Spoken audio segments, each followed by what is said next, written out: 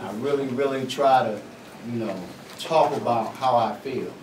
And when I come to these meetings, I get a lot out of it. Everybody, we are capable of doing it. But I know coming back in here was definitely a start for me. So, thank God I'm here. Without Ccar, I wouldn't be where I'm at today.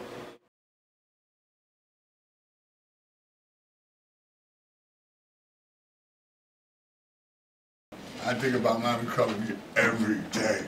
It stays in my mind. I don't have to get angry about me doing something, me not doing something. And thank God I'm not using it, because when I'm high, when I'm drinking, my attitudes, I don't care. Either you're gonna do something to me or I'm gonna do something to you. And I'm not thinking like that no more. I'm here to help. I try my damnness to help people. Whatever I can do, I'm gonna be there for you. So with that, I'm gonna pass. I started working here with the Bridgeport Recovery Community Center as a volunteer coordinator back in September of 2012. My role as a volunteer coordinator, I coordinate the volunteers. We have right now about 30 active volunteers, and I have about 8 interns that are working with us right now. And my job is just to make sure that they're doing everything that they can to give back.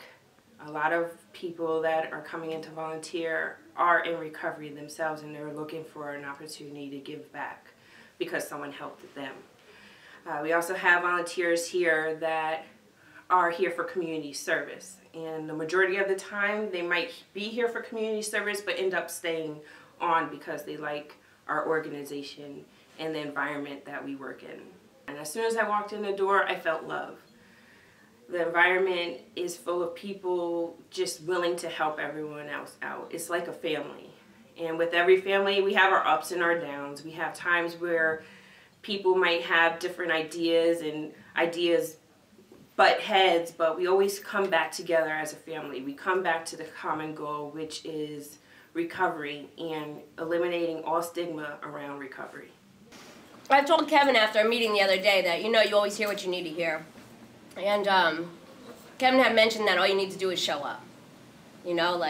Doesn't matter if you feel like shit, you don't want to get out and about, you know you should something, you don't want to, or even if you feel like it but you just decide not to, all you got to do is show up. And that's kind of how I feel about insecurities now, is all I got to do is put them out there. And they go away. They get fixed. Or they stay there, but I'm okay. I can't imagine working anywhere else right now. Every person's story that I hear in the center has had an effect on me. It teaches me about resilience, because people in recovery are full of resilience. No matter what they've been through, they always seem to bounce back. They always seem to never give up. And that helps me personally along my journey and the things I'm choosing to do in my life. And I couldn't ask to be around a greater group of people. So that has changed my life. I used to obsess over things I couldn't change. And I know today that it wasn't meant for me to change, So I just keep coming to meetings. I got a sponsor. I try to help people wherever I could help them. And, one thing I would like to do is get going on my step work, because I'm still on step 1 for the past 3 months now. So, I'm going to keep coming to meetings, and I'll pass with that. I see them as an individual, because no one's pathway is the same. We respect everyone's pathway here. And that's one thing I just love about this place. I'm constantly learning, and it gives me opportunity to respect all the different pathways of everyone's recovery. I can't even put into words how much this place has helped, and the people. Today I accept that I need help, and I can ask for help. Because I gotta believe that, somebody was helping me when I didn't know I could get help. When I was out there, there was somebody making a way, so when I got to that point, that person helped me. The more I come to meeting, the more I'll get better. So, you know, I'm here today to get my life back on the right track.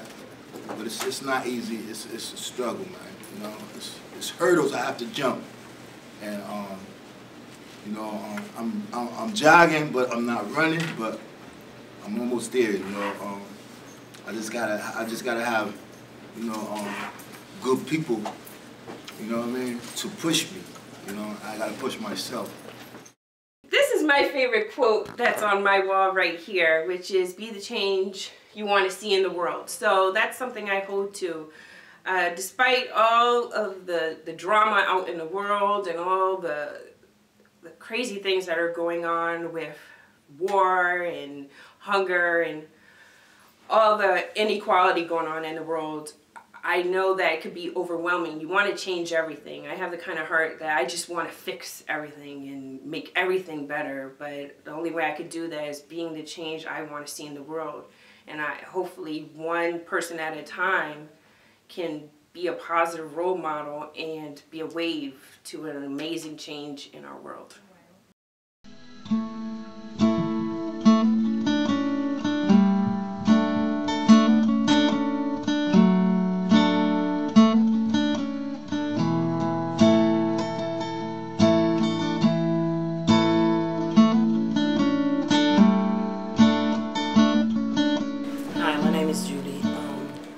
I've been in recovery now for 3 years as of February.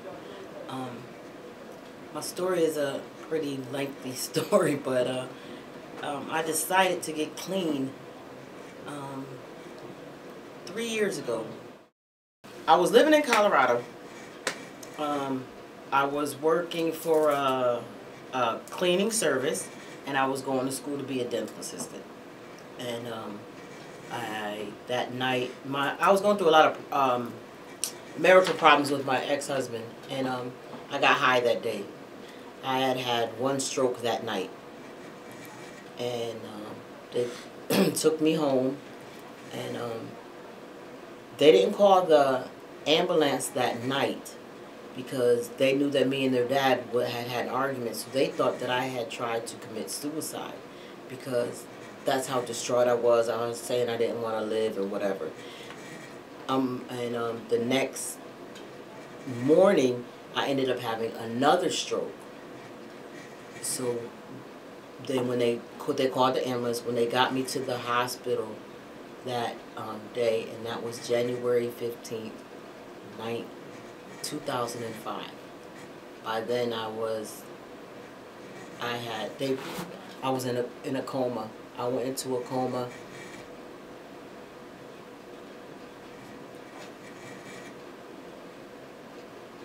And I was in a coma for 10 days.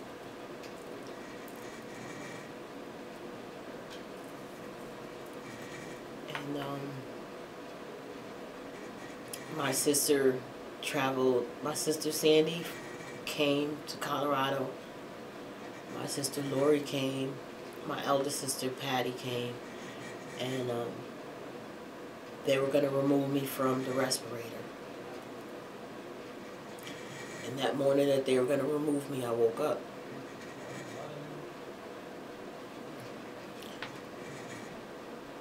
It took 8 months. I was in hospital for 8 months. The sad part about this addiction is I came to Connecticut and I started using again. I ended up putting myself in a program, Project Courage, and that's where I met Michael Askew. He talked about the fact that you have to come to terms within yourself that you're an addict. So I came down and I started volunteering at Ccar, and it's my home now. Ccar is my home. I come here.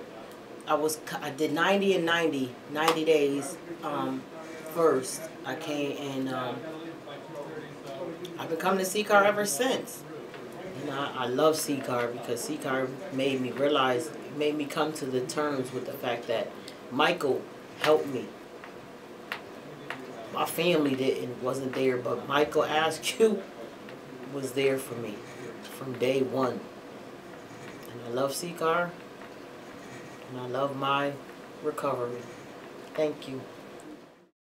Being here at Ccar helped me to connect with myself, helped me get closer with my family, and just take a look at my life. When I came to Ccar, I, connected with Michael. At the time, they had another volunteer coordinator here. Her name was Virginia Adams. And she was here not too long, and then Danielle came. And when Danielle came, being around her and being around Michael, it was just the warmth and, the things that they talked about. And it made me want to better myself. Being here at Ccar helped me identify with some medical issues that I wasn't ready to deal with, being HIV positive. And, I had to learn to deal with that. And it was time for me to start taking medication, which I was in denial of. And like I said, recovery means living to me. Michael he just brings so much joy to people. I'm telling you, without Ccar, I don't know where I'd be today. Together more than ever, I can feel it. Can you feel it? Come on over, down to the corner. My sisters and my brothers of every different color. Don't you feel that sunshine? Telling you to hold tight, things will be alright. Try to find a better life. Come on over, down to the corner. My sisters and my brothers, there for one another, won't you? Come on over, man, I know you wanna let yourself